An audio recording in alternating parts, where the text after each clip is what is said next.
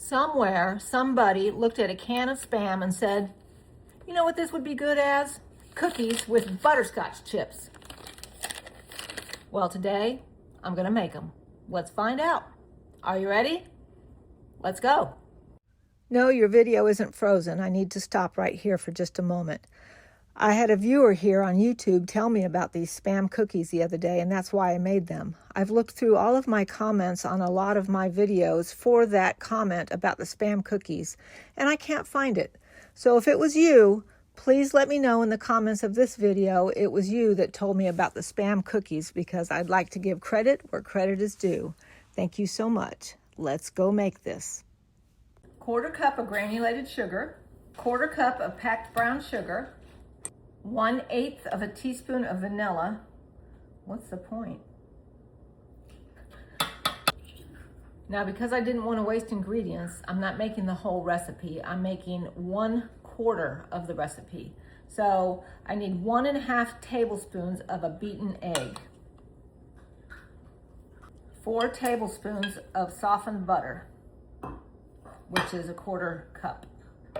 Cream those all together. I'm not getting out my mixer for this. Add in 3/4 cup of all-purpose flour,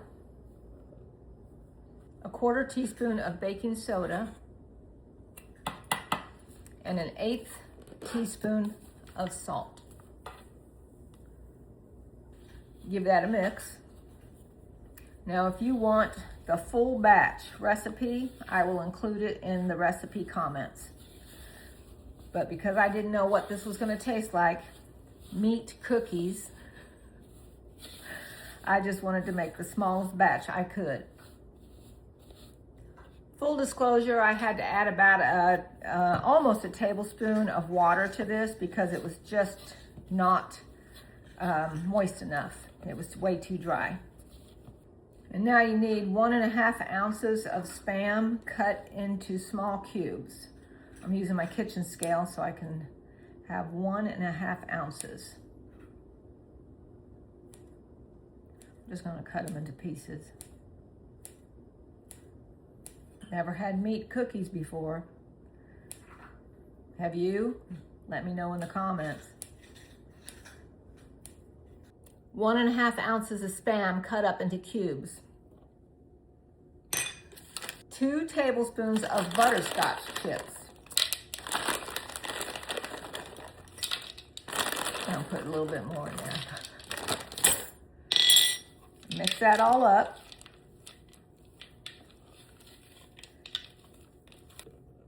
Like that. It says to drop by rounded teaspoonful onto ungreased cookie sheet, but I always use parchment.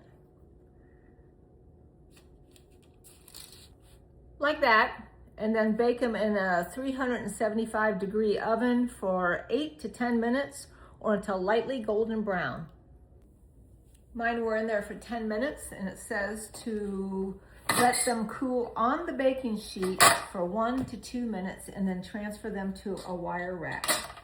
Not gonna lie, they do smell good. I don't know about that meat in there. As I'm standing here taking these off of this pan and putting them on this wire rack, I'm kind of revolted at the thought of having to try these, because I see that meat hanging out. Not just any meat, Spam. All right, now I have to let them sit here and let them cool completely, and then I'll give them a try. You see those meat hunks in there? Oh, the things I do for you all.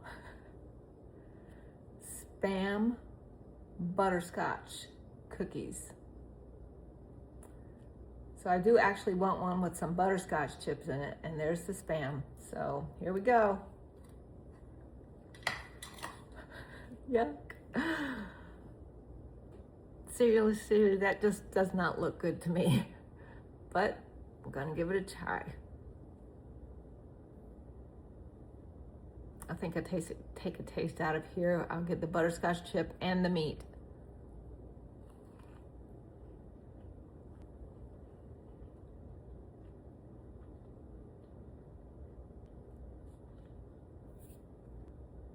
This is interesting.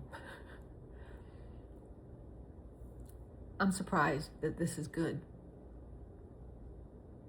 I guess I was hung up on the meat part. But Spam is very, very salty. And mixed with all of the sugar, there's a lot of sugar in these cookies, and the butterscotch chips. It's really good. Now, would I make this for a family gathering or for church? No. I'm not even going to send these cookies to my husband's co-workers. They get everything that I make, but I'm not sending these. I think I would be embarrassed.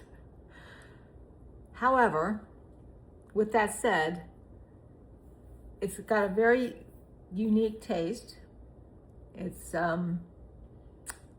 salty and sweet at the same time.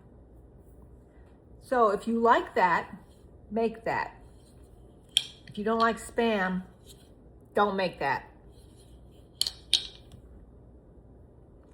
But I'm gonna say yum because it's pretty good. I'm pleasantly surprised, but I'm not gonna eat any more of it. I'm gonna put it down.